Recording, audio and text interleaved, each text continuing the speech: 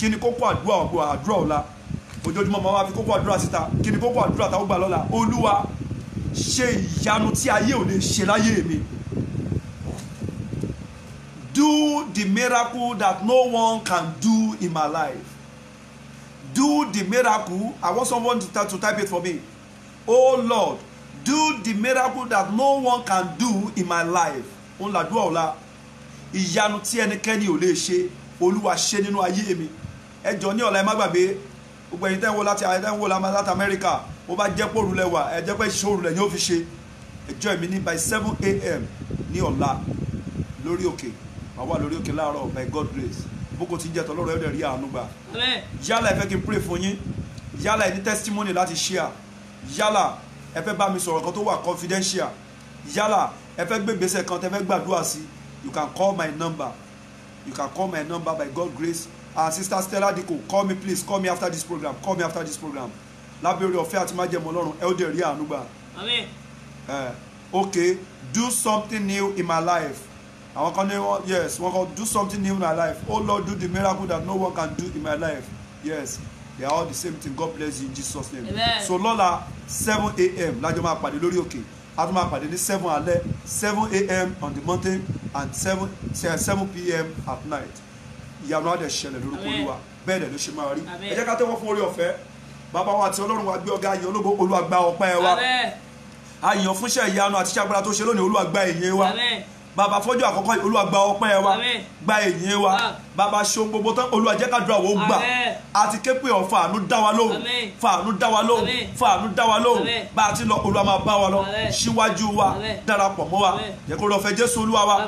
Fẹ́ mọ́ ti Ọlọ́run. Darapọ̀ èèyàn mímọ́. Agbọ́dọ̀ gbọ́ ògo. Kó mú béèrè wa ṣẹ. Ká lè máa yìn ọ́. Ká lè máa dúpẹ́. Ojú rere àti àánú Ọlọ́run a ó bá pàdé. Ọwọ́ ìrànlọ́wọ́ Ọlọ́run yóò ká ayé wa. Bẹ́ẹ̀ ni yóò ṣe rí.